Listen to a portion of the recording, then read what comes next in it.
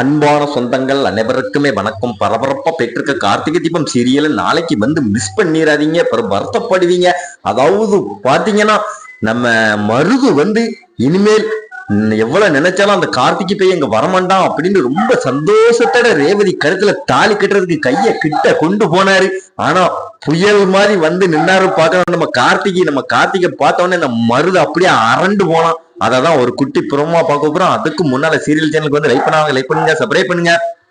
அதாவது பாத்தீங்கன்னா தாலி கட்டுறதுக்காண்டி தாலியை போய் ஆசீர்வாதம் வாங்கிட்டு வராங்க.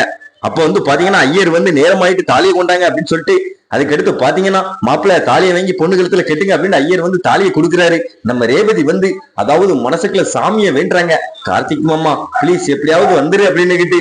ஆனா அந்த மருது வந்து நீ எவ்வளவுதான் நினைச்சாலும் கார்த்திக் வரமாட்டாண்டி அப்படின்னு மனசுக்குள்ள நினைச்சிட்டு தாலியை கட்ட போறான்.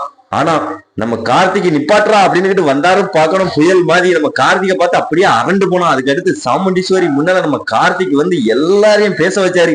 அந்த பொண்ணு பிரியா பேசுது.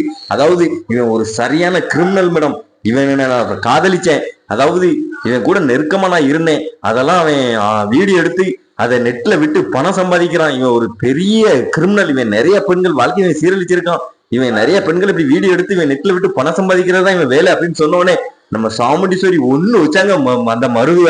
அதுக்கு அடுத்து போலீஸும் ஆமா மேடம் இவன் தான் ரெட்டு, அதாவது இவனதான் நாங்க தேடிக்கிட்டு இருந்தோம் அப்படின்னு சொல்லிட்டு அந்த மருதுவை வந்து அரெஸ்ட் பண்ணி கூட்டு போறாங்க. ஒரு தரமான எபிசோட நாளைக்கு மிஸ் பண்ணிடாதீங்க. மறக்காம நம்ம சேனலுக்கு வந்து லைக் பண்ணுங்க, சப்ஸ்கிரைப் பண்ணுங்க.